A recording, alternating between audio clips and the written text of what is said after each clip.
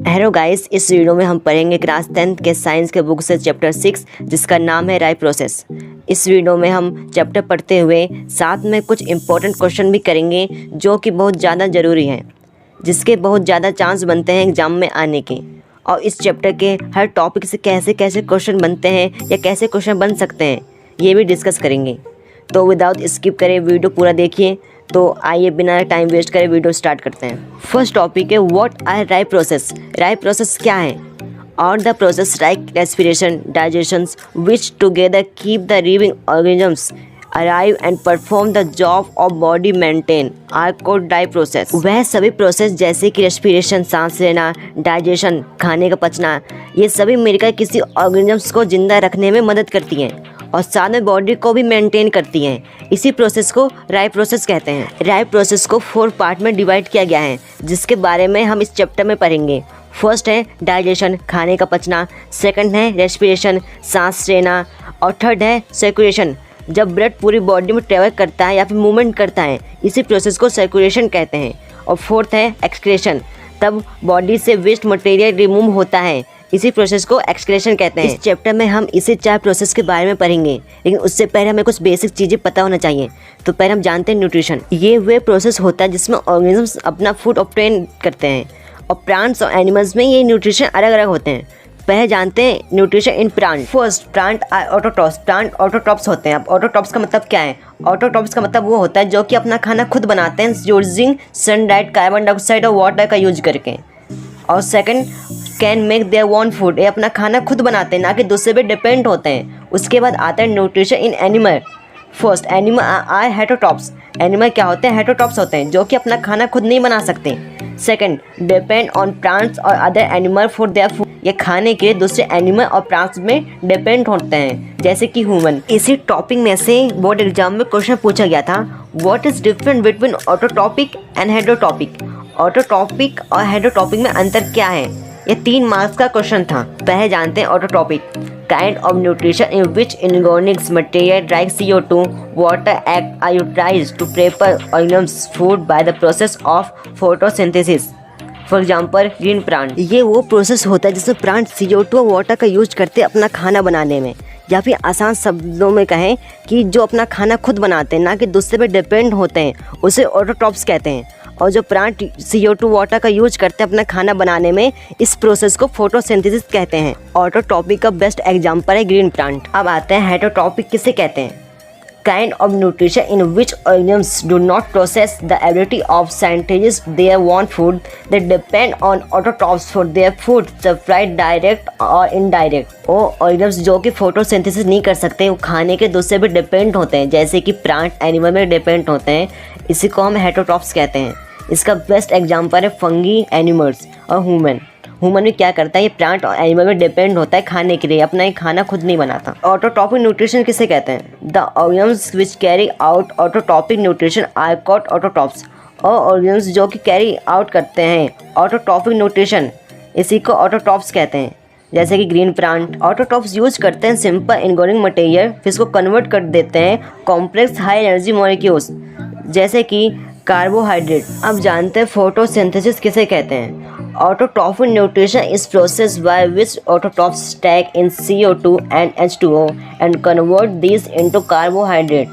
In this presence of chlorophyll, sunlight is called photosynthesis. ये autotrophic nutrition का वो process है जिसमें ऑटोट्रॉप्स रहते हैं CO2 और H2O, फिर इसको कन्वर्ट कर देते हैं कार्बोहाइड्रेट में, और ये क्या करते हैं? ये कन्वर्ट करते हैं क्लोरोफिल के मौजूदगी में। इसी प्रोसेस को फोटोसिंथेसिस कहते हैं। इसका इक्वेशन है CO2 प्लस H2O, मतलब carbon dioxide plus water, presence of sunlight और क्लोरोफिल, फिर से कन्वर्ट कर देंगे C6H12O6, मतलब glucose plus O2 oxygen plus H2O water. इसका इक्वेशन ऑफ फोटोसिंथेसिस क्या है? ये बहुत ज़्यादा इम्पोर्टेंट है। इसको 2023 में पूछा गया था बोर्ड के एग्जाम में, तो आप इसको थोड़ा सा ध्यान से पढ़िए और समझिए। Raw material of photosynthesis, first sunlight, second chlorophyll. ये क्या होता है? सनलाइट एब्जॉर्ब बाय क्लोरोफिल, जो प्लांट में सनलाइट एब्जॉर्ब होता है इसी की मदद से होता है।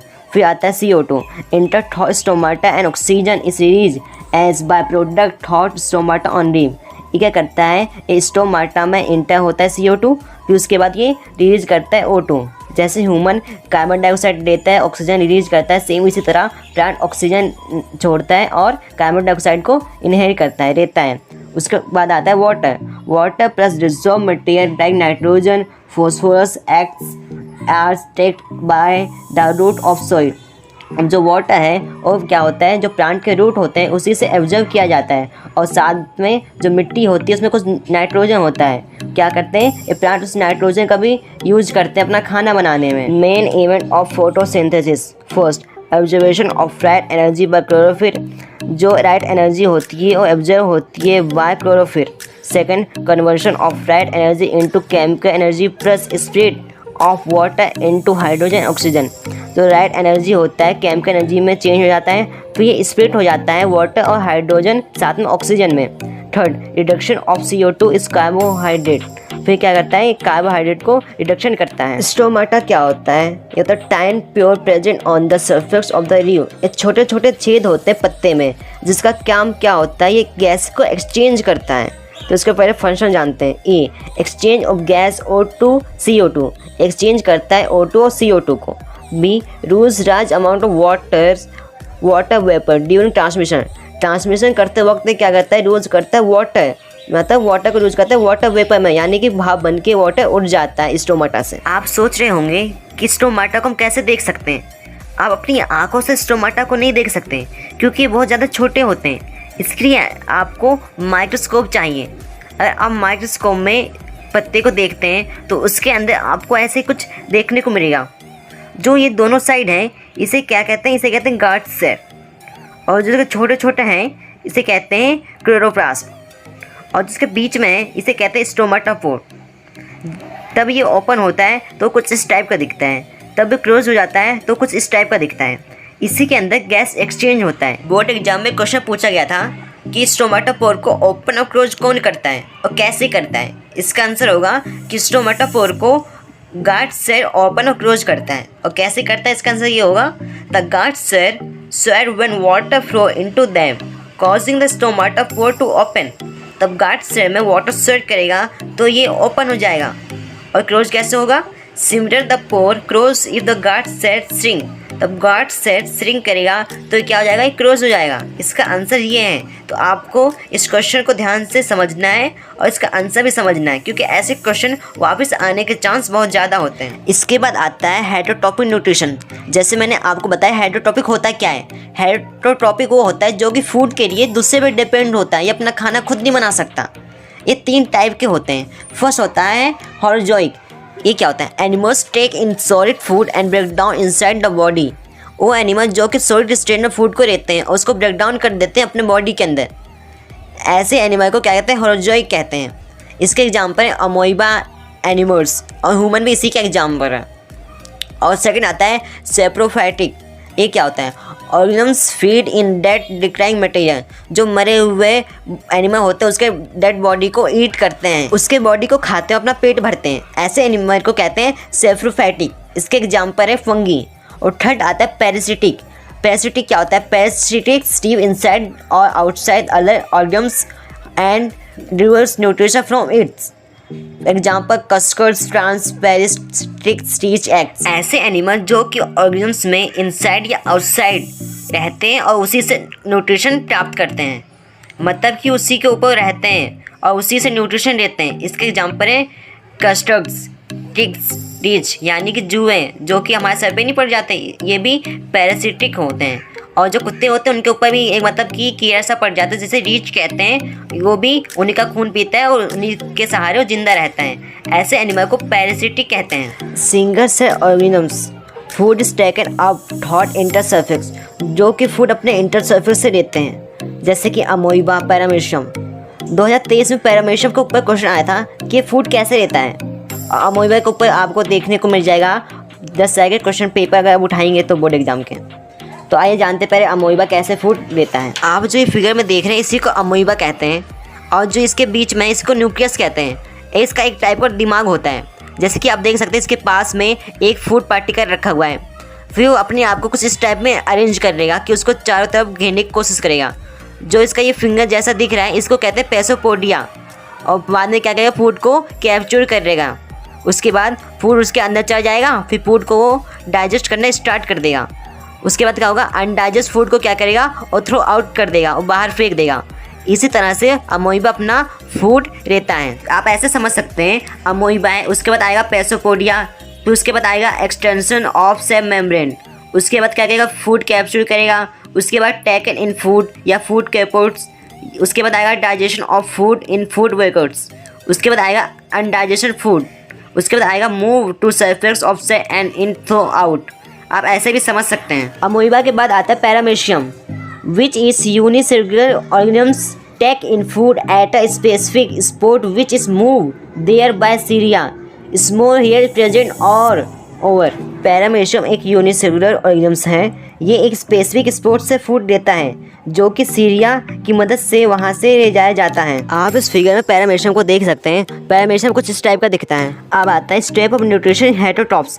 इसको 5 पार्ट में डिवाइड किया गया है। फर्स्ट है इंजेशन यानी टेक ऑफ फूड का लेना, फिर digestion, breakdown of complex material into simple ones, breakdown करता है मटेरियल को सिंपल वंस में।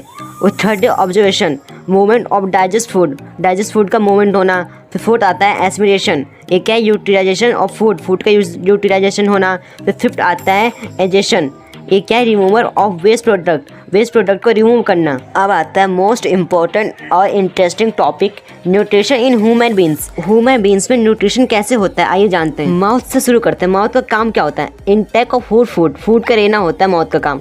फिर आता है टीथ का काम क्या होता है, चीविंग ग्रेडिंग ऑफ फूड को चबाना, ये होता है टीथ का काम। फिर टंग का काम क्या होता है, जीभ का, roaring of food plus testing of food, swearing pushing down of the food, ये क्या करता है, फूड को मिक्स करता है और साथ में टेस्ट करता है फूड को। और क्या करता है, फूड को मतलब कि जो निगलते हैं फूड, उसमें ये मदद करता है।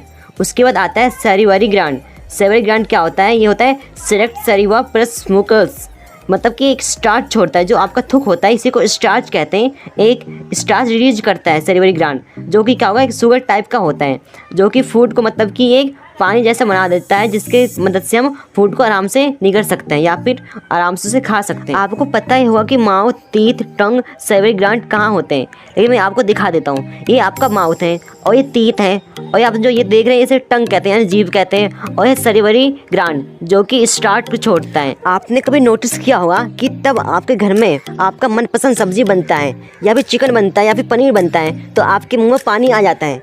तो क्या आपने कभी सोचा कि पानी आता कहाँ से? उसी पानी को स्टार्च कहते हैं। ये स्टार्च आता है सैलिवरी ग्लैंड से। सैलिवरी ग्लैंड रिलीज करता है स्टार्च क्या होता है, ये आपके फूड में मिक्स हो जाता है और आपके खाने को पचने में मदद करता है। अब आप इस फिगर को देखिए, ये है ओसोफेक्स का काम क्या है, ये आपके मुंह और पेट को ज्वाइन करता है। मतलब जब भी आप खाना खाते हैं तो खाना आपके ओसोफेक्स से होते हुए आपके पेट में जाता है। अब ऐसा नहीं है कि आपने खाना खाया तो सीधा आपके पेट में जाके गिरे, ऐसा नहीं है, वो एक मूवमेंट के साथ जाता है, जिस मूवमेंट को कहते हैं पेरिस्टेटिक मूवमेंट। ये पेरिस्टेटिक मूवमेंट कुछ इस टाइप का दिखता है।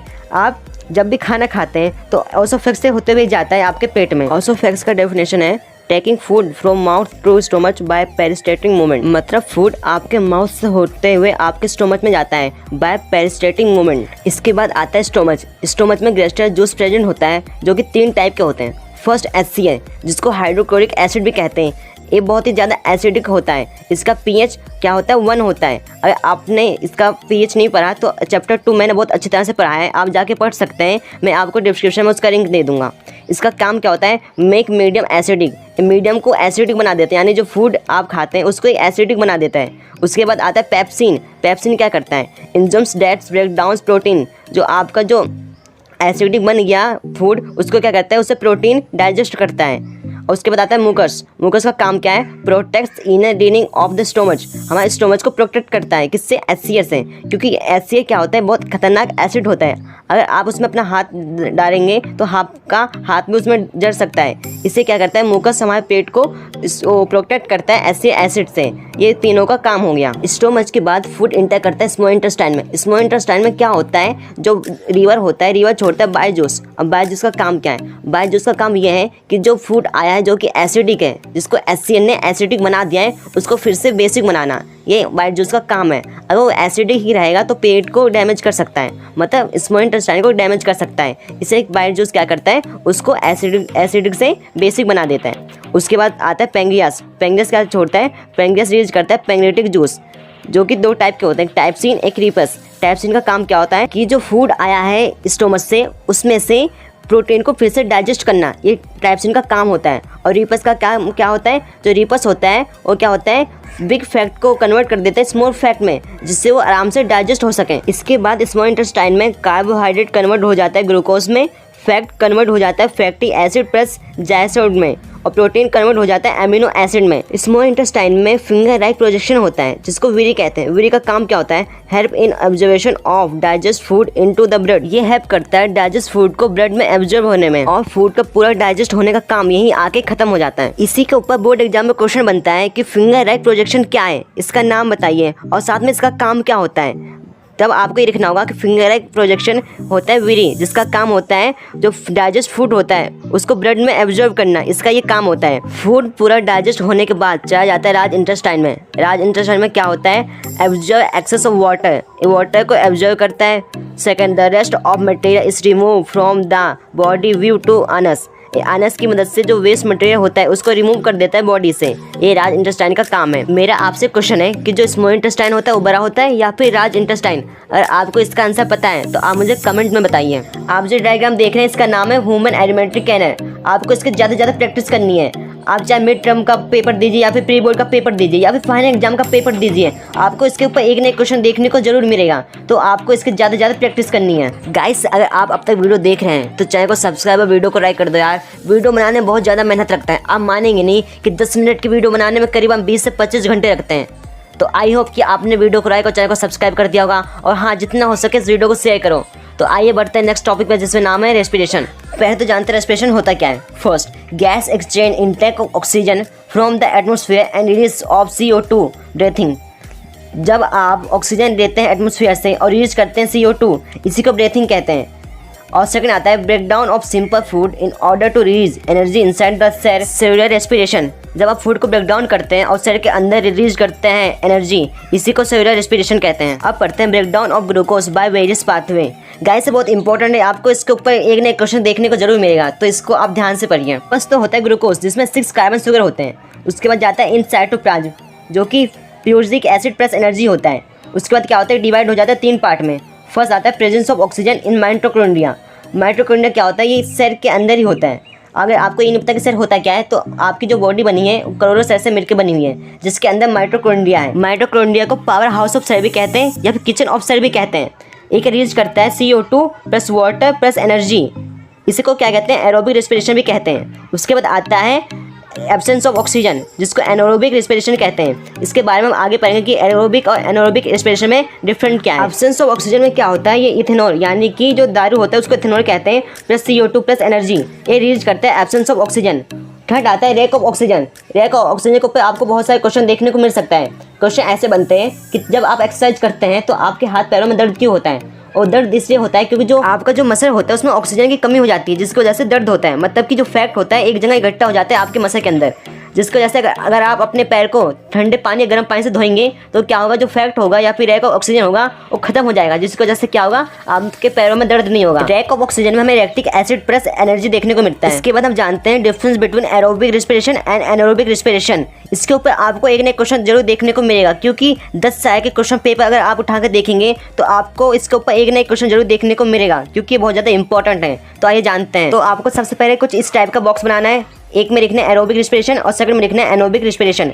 एरोबिक रेस्पिरेशन में आप लिखेंगे take place in presence of oxygen, जो कि प्रेजेंस ऑफ ऑक्सीजन में होता है उसे एरोबिक रेस्पिरेशन कहते हैं। और एनारोबिक रेस्पिरेशन में हम लिखेंगे take place in absence of oxygen, जो एब्सेंस ऑफ ऑक्सीजन होता है उसे एनारोबिक रेस्पिरेशन कहते हैं। फिर आएगा ऑक्यूस इन माइटोकॉन्ड्रिया और दूसरे में आएगा ऑक्यूस इन साइटोप्लाज्म। फिर आएगा third end product are CO2 plus H2O। फिर आएगा एंड प्रोडक्ट आर अल्कोहल और लैक्टिक एसिड। फिर फोर्थ आएगा more amount of energy release. फिर उसमें आएगा less amount of energy release. अब आता है ह्यूमन रेस्पिरेटरी सिस्टम। आप जब भी सांस लेते हैं तो ये सबसे पहले जाता है नसल पैसेज में, फिर जाता है फेरियंस, फिर जाता है रेनियस, फिर जाता है ट्रेकिया, उसके बाद जाता है रिंग ऑफ कैटराज, फिर जाता है ब्रोंकी। यही ब्रोंकी जाके बहुत सारे पार्ट में डिवाइड हो जाता है जिसको ब्रोंकीओरस कहते हैं। फिर जो ब्रोंकीओरस होते हैं ना, छोटे छोटे जो होते हैं गुब्बारे जैसे ऐसे होता है, जिसको क्या कहते हैं, एडवर्ड सैक कहते हैं। अगर हम इसको जूम करके देखें तो कुछ इस टाइप का देखेगा, जिसको छोटे छोटे गुब्बारे होते हैं, इसको एल्वेरी कहते हैं। इसी के अंदर CO2 और O2 का एक्सचेंज होता है। आपको इस डायग्राम की प्रैक्टिस करनी है, क्योंकि इस डायग्राम से ज़्यादा क्वेश्चन आने के चांस तो होते नहीं, लेकिन तब भी डायग्राम कभी कभी आ जाता है। अब नेक्स्ट टॉपिक आता है ट्रांसपोर्टेशन। इसमें हम पढ़ेंगे अपने हार्ट के बारे में, अपने दिल के बारे में। लेकिन क्या होता है, लोग अपना दिल, अपना हार्ट किसी और को दे देते हैं। लेकिन मेरा आपसे एक क्वेश्चन है कि आपके पास आपका दिल है या फिर आपने किसी और को दे दिया है? आप मुझे कमेंट में बताइए। तो आइए पढ़ते हैं। हमारा हार्ट 4 चैम्बर में डिवाइड होता है। 2 ऊपर वाले चैम्बर को राइट एट्रियम और लेफ्ट एट्रियम कहते हैं, और नीचे वाले चैम्बर को राइट वेंट्रिकल और लेफ्ट वेंट्रिकल कहते हैं। Vena cava from upper body और vena cava from lower body से डीऑक्सीडेंट ब्लड आता है। उसके बाद वह राइट एट्रियम से जाता है राइट वेंट्रिकल में। राइट वेंट्रिकल में होते हुए जाएगा प्राइमरी आर्टरीज में, फिर लंग्स में ऑक्सीजनेट होने के लिए वो चला जाएगा। उसके बाद ब्लड ऑक्सीजनेट हो जाएगा, फिर आएगा प्राइमरी वेन्स में। उसके बाद जाएगा लेफ्ट आर्टरीज में, फिर जाएगा लेफ्ट वेंट्रिकल में। लेफ्ट वेंट्रिकल में जाएगा वॉल्ट के थ्रू जाएगा बाकी सभी बॉडी में। मतलब कि पहले डीऑक्सीडेंट ब्लड आएगा हार्ट में, फिर हार्ट से होते जाएगा लंग्स में। लंग्स में ऑक्सीडेंट होगा, फिर आएगा हार्ट में। हार्ट में फिर क्या होगा, वो हार्ट से पंप कर देगा और पूरी बॉडी में पहुंचा देगा ऑक्सीडेंट ब्लड। अगर ये पैटर्न बार बार रिपीट ना हो तो हम जिंदा नहीं रहेंगे, क्योंकि यही रिपीट होता है पैटर्न बार बार, जिसकी वजह से आज हम जिंदा हैं। अगर हमारा दिल धड़कना बंद कर देगा तो हम मर भी सकते हैं। वैसे कम चांस होता है कि हार्ट का डायग्राम बनाने को आए, लेकिन आपको इसके पार्ट्स का नाम याद होना चाहिए। हमें एक और डायग्राम समझना है जिसका नाम है blood circulation in human body.